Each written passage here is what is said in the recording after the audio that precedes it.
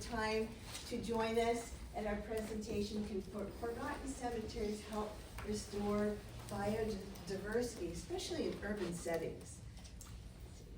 Kate, would you mind introducing yourself? Oh yes, I'm so sorry. My name is Julie Feynman, and I'm the co-creator of the Constellation of Living Memorials and the president of the Friends of the Warren Ferris Cemetery. And I started this organization because next door to my home, my husband and I moved here 7 years ago, and we moved into our home, and there was a historic cemetery that was completely covered in evergreen, which I was happy about because who wants to be living next door to a historic cemetery, or a cemetery period. And it wasn't until 2 years later in 2019 that I became a Master Naturalist student and a Master Gardener. And I quickly learned I was living next door to a natural catastrophe. So this was what the cemetery looked like before. And this is what the cemetery looked like 4 months later. So we removed the privet. There was probably a little under an acre's worth of privet. And it was only one little walkway that you could lead into to one memorial stone that was there. And so what I did is I gathered my neighbors. It took us 4 months surgically removing the privet, because as you well know, you can't just cut it and it's done with. You have to get it out by the root system. And so before we started planting anything, we wanted to see what was coming up on its own. And as you could see, a sea of Engelmann daisies showcased itself for at least 4 months. And so that was the beginnings of the makings of this wildlife sanctuary at the Ferris Cemetery. And at that time, a historian walked up to me, because we had a sign the days that we were doing volunteer work. And she said she wrote a book about Warren Ferris, whose cemeteries this belonged to. This was his homestead in the 1800s. And she gave me the book that she wrote about his life. And he was basically the first person to survey all of Dallas County when it was still Blackland Prairie, when there were buffaloes still roaming and bears and everything that you could imagine back in the day. The book is quite extraordinary. So we realized we were onto something. We created a 501c3, and we knew at the time that we had something going on here, because there's a lot of these forgotten cemeteries that are either junkyards or natural disasters. Nobody cares about them. They're eyesores in communities. And so how can we beautify them to not only for humanity, but for Mother Nature? So this is where we're closing the gap between those two. And so what we're doing is expanding native green spaces, because we right now have a 2-year pilot, and we have 5 cemeteries that are a part of this 2-year pilot. We're 1 year into it. And so we are refining our messaging. We're refining our proof of concept that there is a need for this, that there is a desire. And you'll hear it through what we've done in the past year, the storytelling of that evolution. So as you can see, we're going to be repairing pollinator populations, and we're going to be educating the community about their local culture, past and present, and that includes nature. So the Constellation is built on 3 pillars, and you're going to experience those 3 pillars throughout the duration of this presentation. Those pillars are, we're involving the government. We need to start creating policy change. We're exploring how to reach the government and community through the environment. So this is where we're bridging the gap between humanity and nature, as well as influencing government policies by having enough people saying this is what we want, because otherwise they won't create new policy if they're not getting pressured by their population from their city or county. So since we launched a year ago our 2-year pilot, we have revealed many treasures. So in that discovery process of our first year, this is not popping up. Oh, what do I do?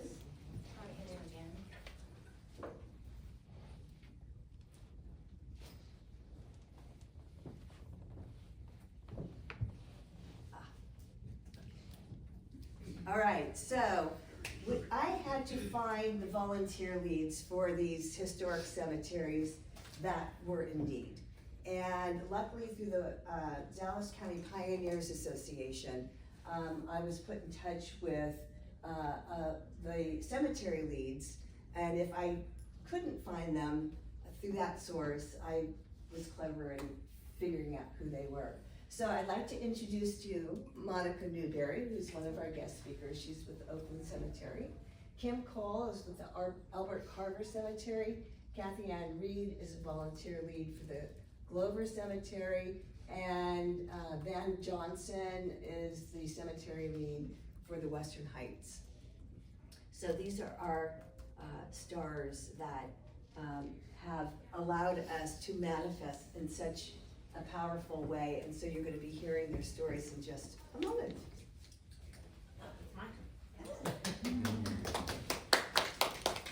So I'm just hitting. Oh, so you're just going to hit This arrow here. Okay, I'm Monica Newbury. I am the volunteer lead at Oakland Cemetery, which is a 47-acre historic cemetery in South Dallas. We've got 27,000 burials, so we do have lots and lots of headstones. We're in a very underserved community that does not have a lot of opportunities for people to be able to go out and enjoy being outside. So I started volunteering there 5 years ago, and in the process, understand we were completely overgrown. We were completely underbrush. We had 47 acres of nothing but grapevine, privet, and sorry, Julie. Oh, that's okay. I want them to have a nice visual as you're talking. So we spent the last 5 years removing privet, removing grapevine, removing invasives with no intentions of creating a native wild space, but just intentions of clearing the cemetery. And then we started to discover what was coming up, and it became very interesting to us as volunteers. And then Julie Feynman reached out to me and said, hey, have you ever considered? And I was like, boy, that's a fun idea. Because it reduces our mowing, it reduces what we're doing, the amount of work we're having to do with much greater results. So I don't know if that's where I was supposed to go with that. So we took 6 acres of our 47 acres and went on a 2-year mowing hiatus that we're now in our first year. In that first year, we've allowed our seed bank, which all of these new words to me. I need you guys to understand, I never went to any Master Naturalist like training or anything. I am a chick with a lawnmower, that's it. That is what I know. So, but then we started seeing just these wonderful things that were coming up. We were recognizing little blue stem, big blue stem. We've got, I don't know the name of it, but it's a gamma something grass. I have no idea. We've got all these trident grasses that are coming. I got badass grasses ever. I mean, really cool grasses, really great flowers. We have so many things that started to emerge with just the removal of the privet and allowing that seed bank the opportunity to do its thing. So if you go, I think in the last year they have identified, we are now at like 820 species identifications on our iNaturalist. And we've got native Texas bees that, you know, you don't see. We've got things in our cemetery that maybe only have 2 or 3 other identifications throughout the entire state. So having Master Naturalists out there volunteering and helping to identify these things that to us that are not Master Naturalists, we're just like, just keep it moving, just keep moving, just keep going. So it's been a really great learning experience for all of us. So here we have Western Heights Cemetery, and this is the interesting thing. All 5 of the cemeteries involved are all different circumstances. Some of them are 1.5 acres, some of them are like us, 47 acres. Some of them have water on the ground, some of them have no water on the ground. So we are all doing a different evolution underneath the same idea of turning these cemeteries into viable, enjoyable spaces for our community, more than just a place to go and visit the dead, but to really enjoy Mother Nature. So what you have here is Western Heights, and what Van is doing is actually kind of a planned out planting, where he's got, I think, maybe 2 acres, and he's planning out what he's gonna be seeding in each individual area. But all of them, I think, all of them will be native plantings, native seedings. But through the planning and the signage, what we're creating here, what we are maybe avoiding here is chaos in our community. Because when you come out and you see an unmowed cemetery, your first instinct is to be outraged that this place is not being taken care of. So by creating the paths and putting in signage and putting in educational material, we're informing the public of what is going on, what the process is, and why we're doing this. And it's really fun because now we've got people that are visiting the cemeteries just to enjoy and just to observe the process. Engaging our community, we're doing tours that are, we do Master Naturalist tours where people can go in and just learn about the birds that are nesting, just learn about the plants that are coming up. We're doing cultural tours. We've got our Dia de los Muertos event that's coming up tomorrow. We are taking the cemetery and changing the perception of how cemetery spaces can be used. Because what we have is, cemeteries don't pay land taxes. So when you don't pay land taxes, your city government is very uninterested in how you are taken care of. We don't have much to offer back, especially with historic cemeteries, because the people that were visiting them are long gone. So taking these wonderful spaces that are already there and saying, what can we create that is going to engage our community, offer back to our community, and make us viable to our city, so that our city governments do start to care about how we're maintained. And you'll find thousands of cemeteries throughout this state, but throughout the country, that are in the same position we were, under no money, no interest. Nobody wants to bother with, taking care of 100-year-old graves. But then when you start creating these native green spaces, all of a sudden people start really concerning themselves with how is the cemetery going to be, because it becomes more than just a cemetery. And that's been a really, really huge thing that I think can fold out into the way other cemeteries are managed.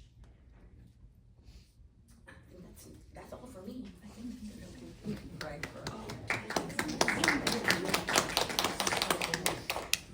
Good morning, everyone. I am not a master naturalist, but I do have an environmental background. Full-time, I work for Texas Trees Foundation as their community engagement manager.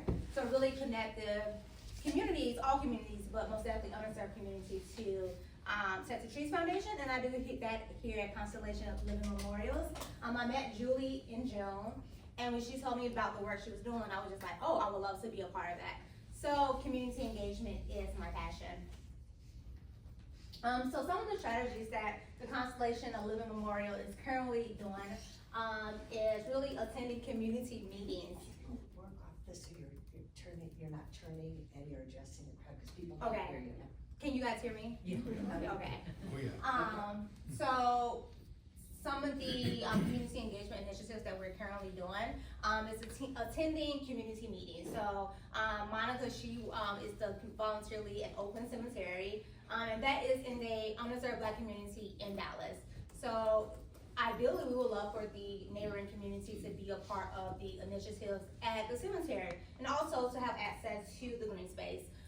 In West and South Dallas, when you think about green spaces parks, there's not really a lot of access to that. So the cemetery is the ideal place for communities to have that access. Establishing 4-H and after school programming. So right now we are in a church.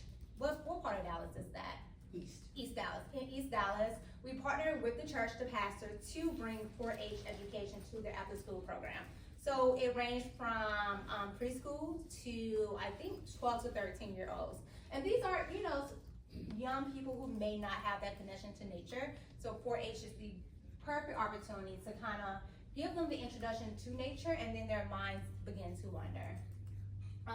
Engaging community in hands-on volunteer activities. So while a lot of the volunteer work is comes from master naturalists and gardeners, we would love for the surrounding community to actually be involved, because they should be stewards of their space in their community. And then some of the cemeteries, I think is Glover, the volunteer lead actually lives an hour away. So she's coming every week to manage this space, to steward this space. So if you get community involvement, now the community can actually be the steward of that new space. And co-creating space that encourages a healthy lifestyle. And I'm gonna bring, trees into this. A lot of, when you think about Oakland Cemetery, it's 47 acres, but 47 acres of trees. A lot of postos. So these are trees that have been there before some of the graves have been there, right? So you think about, this is an urban forest in this neighborhood. So you think about it like decreases asthma rates. It encourages people to really be outside. So these are some pictures that really kind of highlights what community engagement looks like for us. These pictures, this one and this one, we were at Taking Back Our Community Church, which is in East Dallas. And you can kind of see the students are really engaged, they're listening. In this picture, our public policy director, she's asking the kids, well, where do you think your food comes from? Do we need bees? And now they're understanding the relationship of bees, pollinator gardens, things like that. And now, they're going outside and they're just like in awe really of how this green space can really be fun and interactive to them. This is Carol, she's teaching, you can really see her in action, but about monarch butterflies and how, cemeteries are a perfect habitat to kind of keep, that population. And then you have Monica here really engaging some individuals. And we have, this is the cemetery that is next door to Julie's home. And right across from the cemetery is an elementary school. So perfect opportunity to really engage the students at that school. So they come over to the cemetery, and it's educational signage where teachers are able to take their students on a self-guided tour.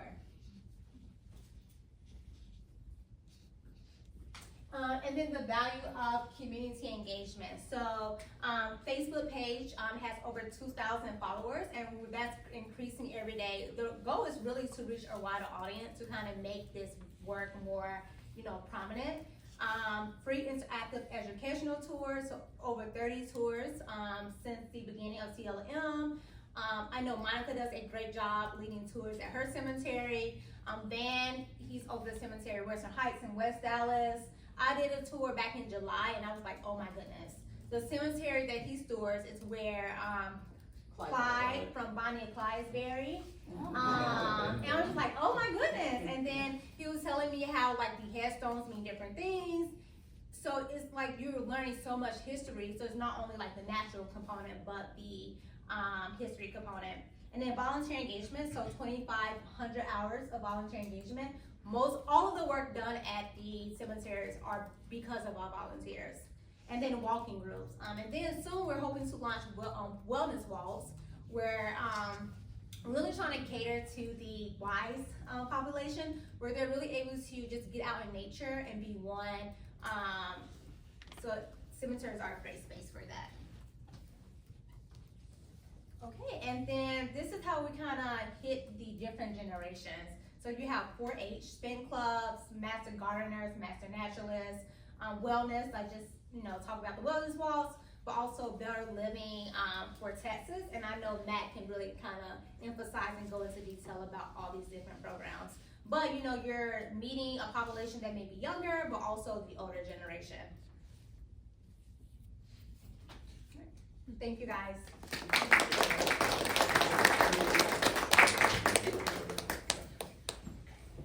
Thank you all for listening so intently. I'll just hit the enter button here. Yes. Does that work? Okay. Thank you very much. So I'm Matthew Orwat, and I am the AgriLife Extension Ag agent for Dallas County, and I've been on the job there for about a year. So I grew up in Fort Worth, and I moved to Florida for 13 years, and then I worked for A&M for a while, got my master's degree, moved to Florida, and then I'm back. So, and so one of my first, 2 weeks on the job, Julie Feynman over here, and she is a go-getter, let me tell you. And she came and got me. She said, Matt, you're new, so we're gonna get you into something. So what we did is we she had me help them create a 2-year pollinator study with some of her research team, and I'm having they're going in and collecting data in these cemeteries of the different pollinators that like insects and other animals, and also the birds, and also the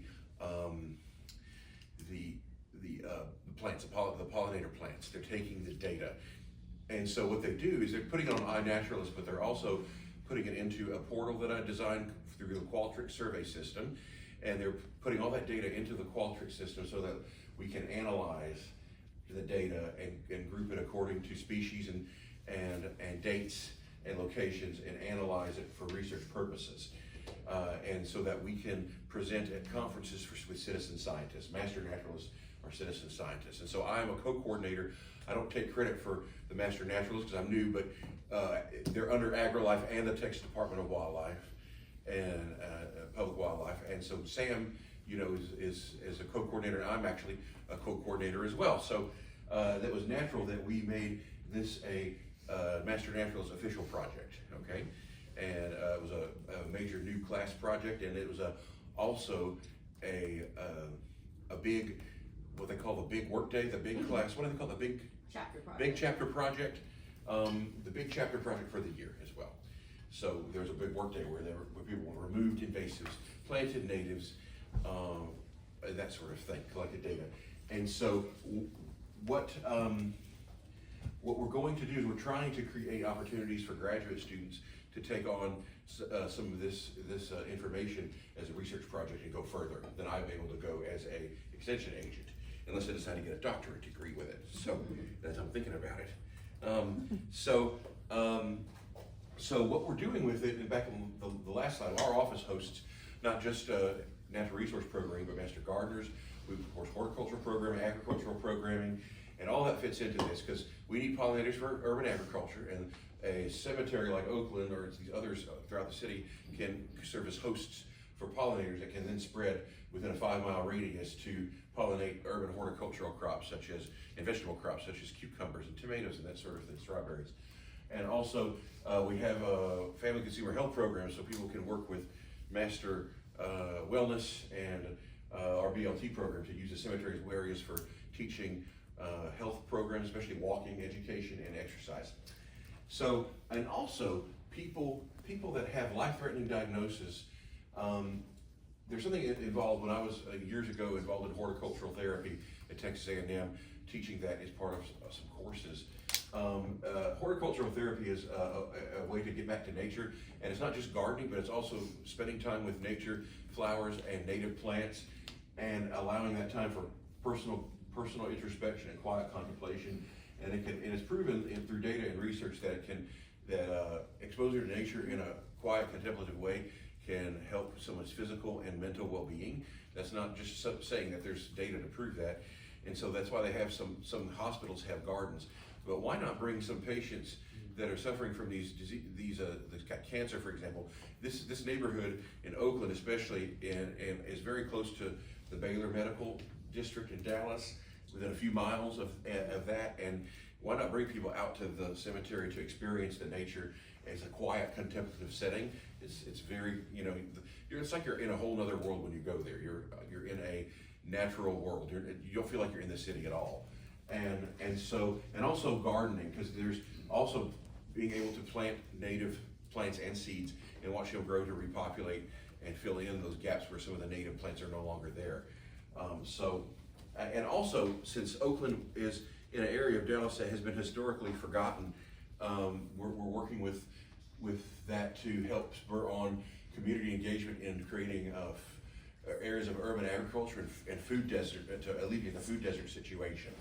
And so part of that is to develop marketable skills. So some of these volunteers that are planting seeds, and they're using critical thinking, they're using soft skills that can be translated into job opportunities, okay? And foster passion in the community. So when people feel distressed, they can go there and contemplate and hopefully come out in a better mental state, and that helps the mental health of the entire community. And will reduce crime and reduce vandalism.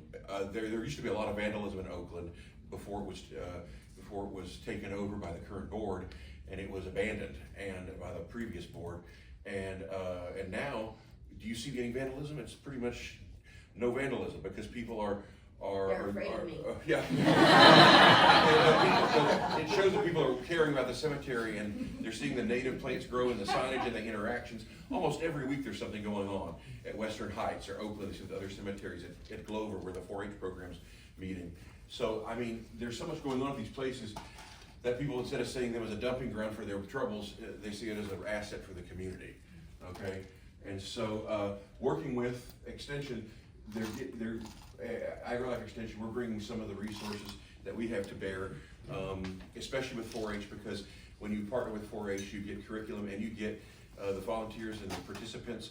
They're registered into the system, so they get some measure of protection by the way of insurance when they're participating in an activity. If they get injured, there is a way to help them get medical attention based on the insurance policy that 4-H holds for the volunteers or the participants, not just while they're in the activity. So something, that's a good thing too. By being part of 4-H, it helps communities with liability issues for youth education, because we cover all that. And so it just really is a valuable partnership. And so what's really good, what's going on here, is we're halfway through the 2-year pilot already. And right now what we're doing is we're doing the floral survey at the various cemeteries. The Master Naturalist, this is their official project of doing all these different floral surveys since we started them in spring of 2024. And I provided a training, and some other Master Naturalists, of course, provided even better training than me. And we started that, and then we kept uploading information into the Qualtrics Anti-Naturalist, and now we're back here to the floral survey for October. So this is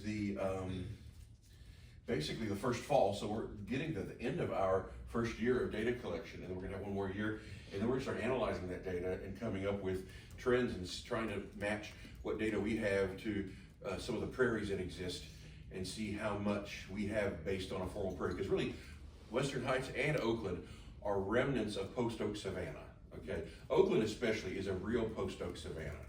It's the forest mixed with the grasslands. It is, that's what it is, and that's what it was before. The reason why they chose Oakland is because it was a sandy soil amidst all that nice blackland prairie. They said it was not as good for farming because it was sandy. So they decided to leave the savanna there and turn it to a cemetery, basically. It was a land that nobody really was interested in, back when that part of Dallas was rural, back in the 1890s. So, and so it's really a preservation of the post-oak savanna, and by getting rid of all the invasive species, it's a way to bring that back and to teach people about our native prairie ecosystem, which is critically endangered. So that's all I have. And there's one other speaker, I think, with Julie Feynman. Yes. Monica, yes.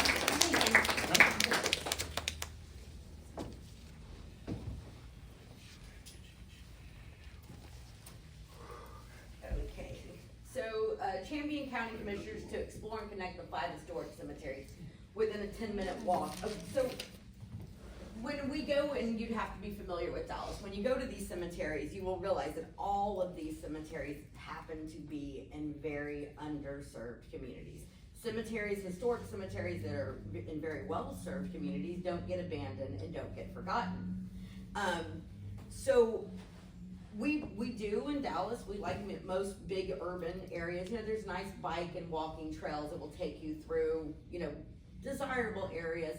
And there are within our community too, but being able to connect those cemeteries to those walking and nature experiences and saying, hey, by the way, we are just 3 minutes away from your Trinity Valley walking trail. We're just 3 minutes away from your Katy Trail. We're just a few minutes outside of this.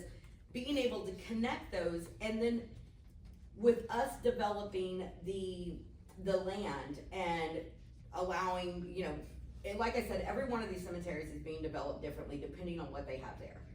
But being able to connect and say, okay, this is what the native land actually looked like at the time that this was established, and connecting those to what's already there. I think we're offering the city and our community something that they've never considered before. They love to forget about these cemeteries, but they've never considered, we're not a park, we're not a mow and blow, we're not a well manicured, you know, but we are truly remnant prairies and native land that we can engage our community with through what they've already established through their walking trails, which I think is a really cool thing, because I know if I'm going on a walk, I wanna see something more than trash cans. The public art initiative is something that's being developed right now, and I believe that we've got a few museums in Dallas that are interested in public art installations. So how awesome would that be to go to have these outdoor public art installations, and you never consider abandoned cemetery or previously abandoned cemetery as a place to be able to, and cemeteries are on their own accord full of incredible art when you look at the headstones and the monuments and everything that's there. So it's already a bit of an outdoor museum, but then including actual outdoor art exhibits there. I mean, I think that's such a fabulous thing. And it brings, again, like all of this is about bringing awareness and creating something that our communities can enjoy. One of the other programs, so we have at Oakland, we have literally over 600 post oak trees on our grounds. That's just the post oaks. That doesn't include all the other trees, with the pecan, the walnut, the everything else. We're unfortunately, like everybody else in the world, you know, we lose trees, we lose all, you know, they die, they have to get done. So we have mounds and mounds of mulch. We bring in chippers because we don't want to get rid of anything. We want to reuse everything that we possibly can. So we have mounds and mounds of mulch, and Julie's been able to create a partnership with Home Depot. They are providing compostable mulch bags for us to be able to bag up our mulch and then help give it to other cemeteries that are lacking in mulch, lacking in trees, but give it to other people that, I would give it to anyone. You show up, here, take some with you, because we have more than we could ever use. But it's a great way to be able to reuse what we have, help the cemeteries that are working on, similar projects, and really just being able to save as much as we can. Establish youth integration through CLM, 4-H programs, Whately community. So being able to get the youth involved, we have there's several things. I know Julie has her idea of this, I've got mine. I came to cemeteries because I have a passion for history, not necessarily nature. But creating a new way of thinking about cemeteries where people realize we can go there for more than just to visit a loved one, and we start doing that with the youth. And when we start engaging our youth and saying, this is not a scary place, this is not a haunted, this place has so much more to offer than just a place you walk around the sidewalk and tell scary stories about. Then what we're doing is we're creating a new generation of people that are gonna wanna be the stewards of this land. They're gonna wanna be, when you come out and you plant pollinator plants in Oakland when you're 10 years old, or plant a walnut tree when you're 10 years old, you wanna go back and check on that walnut tree. You wanna go back and see that pollinator garden in 10, 15, 20 years. And then you automatically become invested in how that land is taken care of. And so by engaging our youth, we are ensuring long-term preservation for these spaces, but with a new mentality, and they're not just looking at it as a preservation of the cemetery, but they're actually looking at it as a preservation of the land itself. So engaging our youth through these different programs, I think, is what is going to be the saver for all of these cemeteries in need. Boy, that's a lot, huh?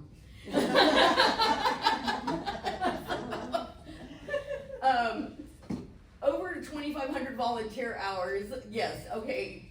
I mean, our volunteers are everything. Our volunteers do everything. We everything that's done at all of these cemeteries is done by the grace of God and people willing to give their time to the project.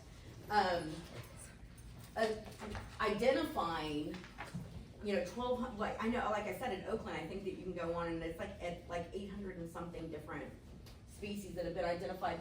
But the identification process is really fun, and I think getting kids involved in identifying, and then going on something like iNaturalist and saying, oh, this has been seen at this place. It becomes so much more than just looking at grass.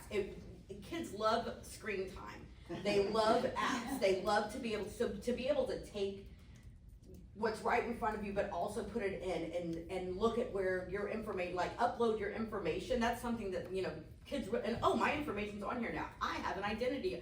I've got a, iNaturalist identity now, and I can go on and I can go anywhere in the world and identify plants. It totally changes the way they're looking at these things. 5 tons of, we've removed, I can't even get into tons. The first time that we did our first cleanup at Oakland, we had 7,000. I need you to put that into your mind. 7,000 cubic yards that the city billed us for at the end of the year for brush removal. And that is an insane amount of brush removal. And when they sent us that bill that was also in the thousands of dollars, we turned around and said, hold on a minute. Here's how we're saving you all of this money. You're not billing me a damn thing. So, so we did manage to get that bill removed. But they came in, they were doing weekly pickups for us, and then they sent in over 7,000 cubic yards of brush and underbrush and vine were pulled out of that cemetery in 1 year. Wow. It's intense when you think about it. And then through Julie is a go-getter. This girl is a go-getter. She goes and gets, and so we've gotten over $100,000 or $130,000 in grants and funding to help, fund what's being done here. A lot, like we said, everything, it's all volunteer work, but there are things that we do have to purchase and that we do, we just purchased at Oakland because we're not doing planting. We do not have water on the ground, but we are doing seeding. We've got an area that was once a driveway. The land is highly disturbed. We watched it grow. There's nothing growing there except for Bermuda grass. So we prepped the land and we're gonna do a Texas native wildflower seeding there. Because it didn't have anything else to offer us. If it had other things that were, coming up, we wanted to work with that, but so yeah, the seeds cost money. These things cost money. And so, we've gotten quite a bit in grants. Historic preservation, all of these are foundations and organizations that we've managed to create relationships with that really enable us to get the support that we need from our community, a lot of community support. And I think that with other cemeteries coming on in the future, whether they be in Dallas or not, you have to have that working relationship with your local governing body. In order to really be able to get in and do, cemeteries are governed very differently. Even most people think that there's a city or a church that's taking care of a cemetery. You have no idea how many of these cemeteries are really truly being taken care of by nobody. And your local government does not want the financial responsibility of maintaining them. But if they think you're gonna go in and help take care of that land, they wanna work with you. They wanna be able to come in and assist in any way they can to keep that off of their budget line. So and then through Texas Preservation, Dallas is a historical organization. Most people interested in cemetery preservation are coming from the historical end, but being able to open their eyes to what it has on a native and natural, it totally broadens the way we think about maintaining and preserving. I came in, I was gonna save headstones. That was what I was gonna be there for. I was gonna clean all the headstones and save all the headstones. And now it's like, oh, hold on, there's so much more cool stuff here.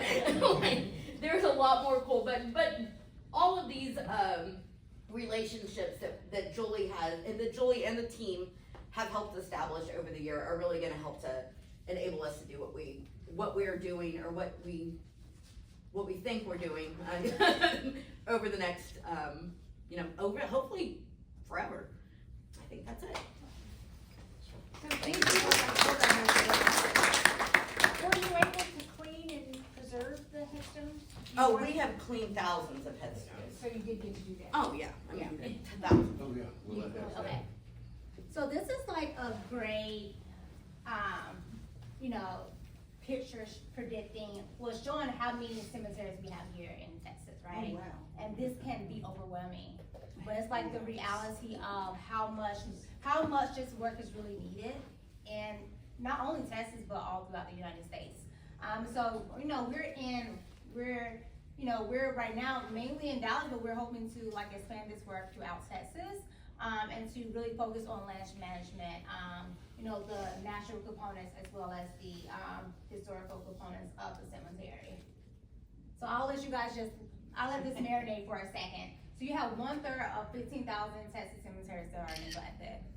And I know Monica talked briefly about ownership, and sometimes no one owns a cemetery. Sometimes the city owns a cemetery. So there's a lot of challenges that someone has to overcome to actually start really managing a cemetery. So it takes time, and I think one of our cemeteries, Beeman, was it city owned or? City. City owned, but it took them so long to kind of go through the loops with the city, and that's why, Julie's really focusing on building that relationship. So when other cemeteries are, owned by the city, it's easier for us to say, hey, we can store the space, we have the lease, and let's create this partnership. Yes. I just want to know, is there a database somewhere of temp cemeteries in Texas? If we Yes. wanted to find out more about locations Yes, near Texas us? Historical Commission, that's where I got that map. Amazing, that's so cool, thank you. How do you identify ownership? I mean, a lot of cemeteries are privately owned by, homes, churches, families, and they're not gonna want you going on the property. That's not necessarily true. I mean, that really isn't necessarily true. We do have cemeteries that are owned by churches and families. One of our Carver Cemetery is a family-owned cemetery, and Carver is very interested in the development and the reestablishment of this native prairie. We've got, Western Heights was a church-owned cemetery. It really, when people are overwhelmed with the management of land and they don't know what to do with it, they want anyone that can help to come in and help. I think the biggest loop, and I'm sorry, Oh, no, you're fine. but the biggest hurdles have been the cemetery that was owned by the city, because with the city, you've got to go through so many different levels of approval for anything to be done. There's liability issues, there's all kinds of things. But with other cemeteries, like ours is managed by a board of trustees. These other cemeteries are all managed and owned differently, and if there's a cemetery in need and a group of volunteers comes in and says, hey, we'd really like to take this land and create something different with it, I would almost promise you 9 times out of 10, they would say, any help I can get, thank you so much.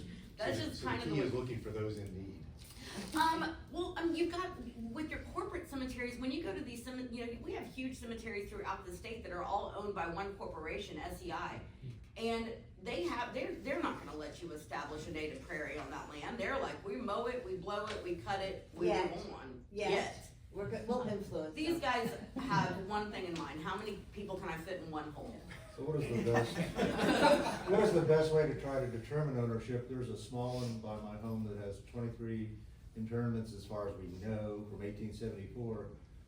I would love to go and do some work on it, but I don't know. You go to your county, It's definitely a bad. county tax assessment website, Okay, tax assessment collection. and then figure out who actually owns that land. And, some of them are gonna have a, sign over the top, and it's gonna say Oakwood Cemetery, or, whatever, Green, whatever cemetery.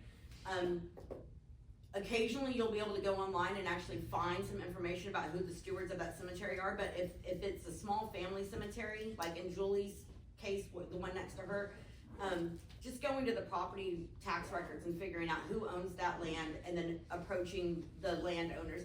And yeah, some people are jerks and they're not gonna want you, doing anything on their land, but some people are just like, please, we just don't have the time, we don't have the help. Yes.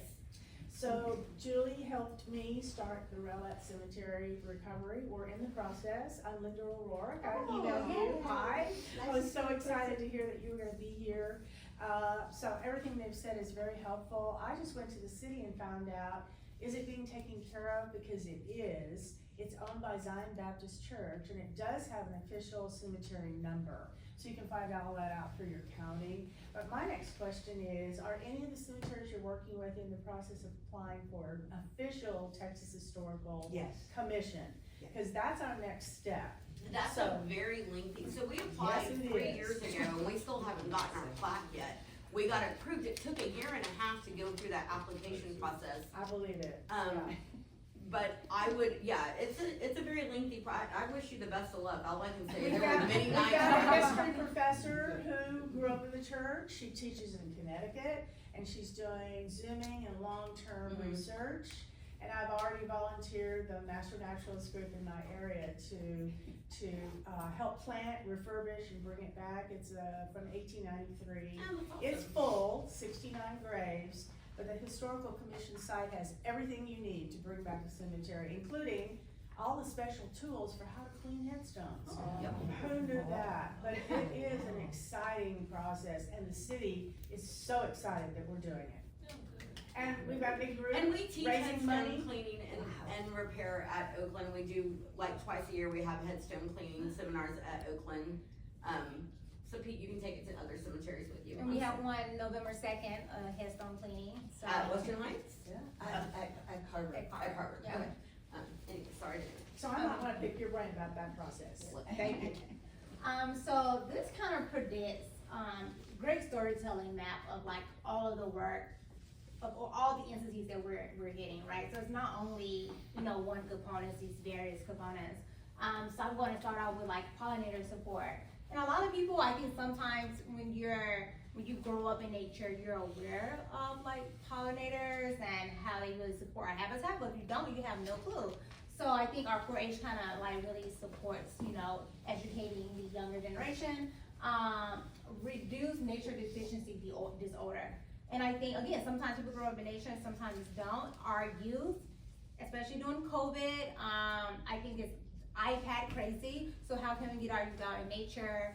And it's really like, nature is healing, back in the day, like the relationship with like your feet touching the ground really creates healing.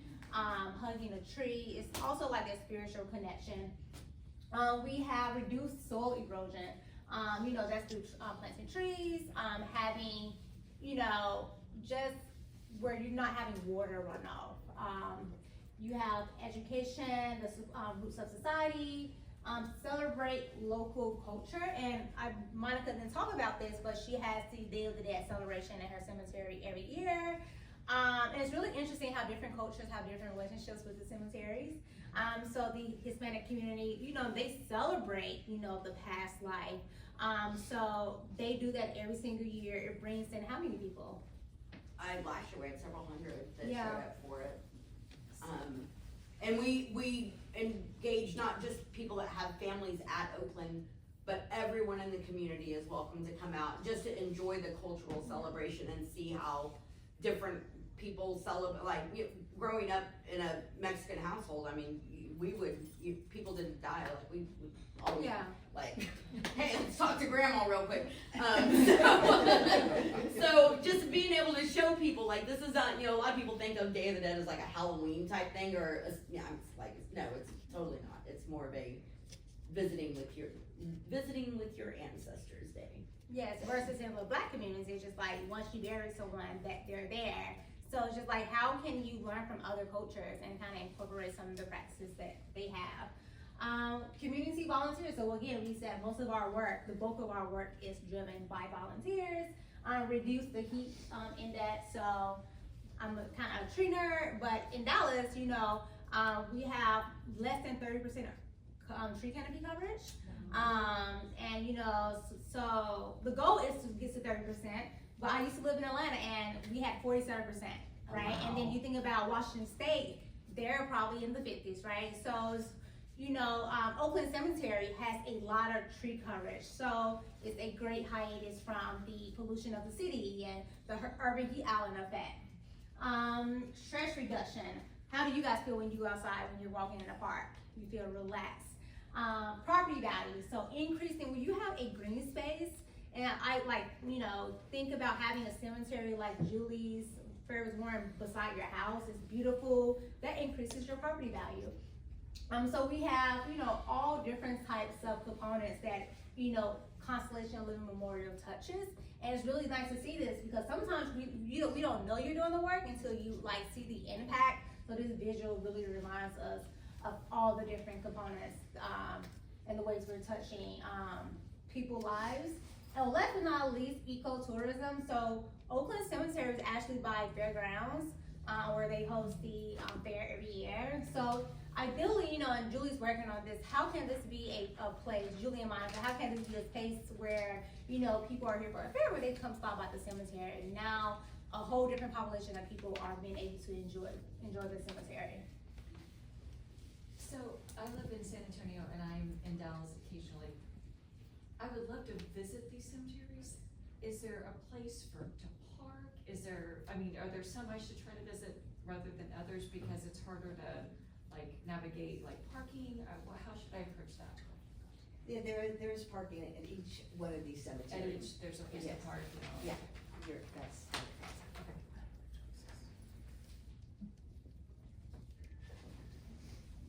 So you might have, I call these pellet cleansers in between each speaking. And I'm an artist, and I was a photographer for 30 years in the entertainment industry. And this is a new space for me too. I don't know what I'm doing. I'm just doing it. So these messages are basically, I think, touch all of us. And so this is where we are definitely in a place now where we're creating a paradigm shift, and we want you to be a part of it. We started with 8 historic cemeteries. This is on our website. We lost 3 due to finding ownership, because that's part of our criteria, as well as access. And there's stories behind each one of these cemeteries, and each cemetery is keeping a blog so that those who have similar conditions that reflect the personality of the 5 cemeteries that are now on our platform, they'll be able to learn about their process, so it'll be a lot easier for them. And so this is where we encourage all of you to help us build this platform. We cannot do it without a team. So if you're all inspired by this, there's a volunteer QR code. There is a host of opportunities that are, even though you might be hours away from Dallas, we need admin in creating connectivity. I could use help in building the relationship with Home Depot.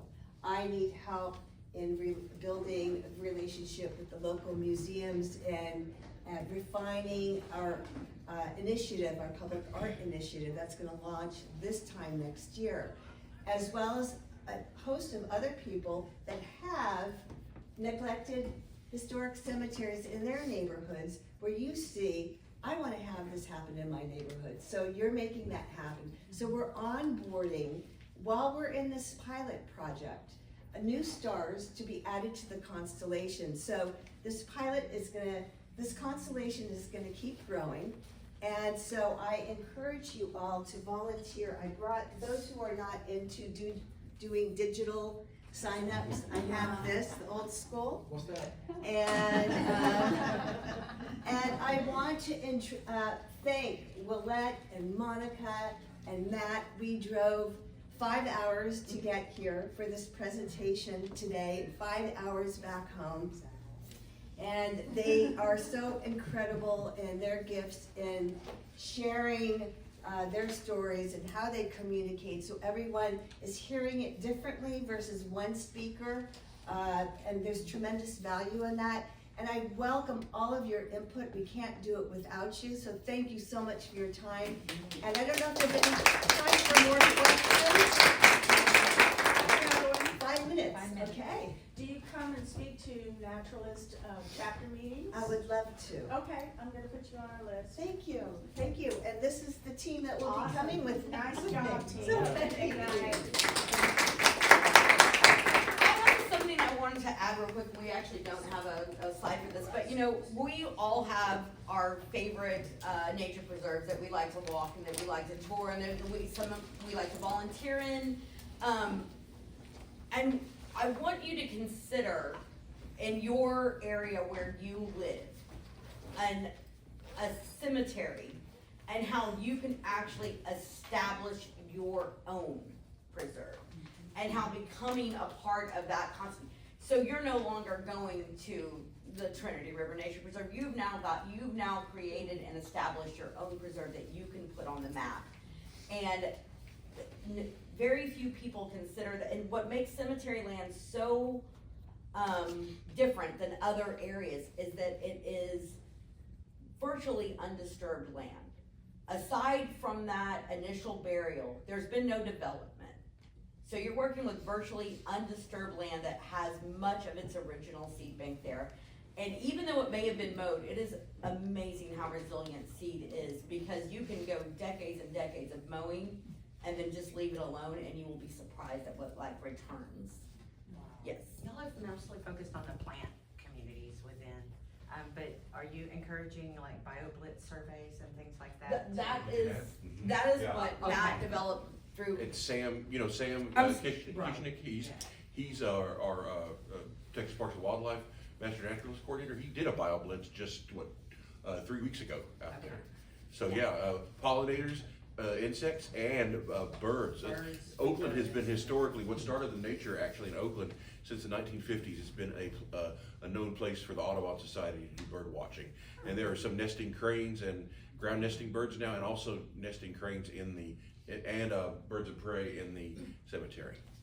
Cranes or egrets? Egrets, I'm sorry. Egrets. Yeah, egrets. We all were like, Birds are- When you're talking about the seed bank, I mean, the cool thing about cemeteries, like you said, is their level of non-disturbance, and there can be some really rare plant species that reemerge, and there can also be some heirloom varieties of domestic plants that you find that are extremely old as well.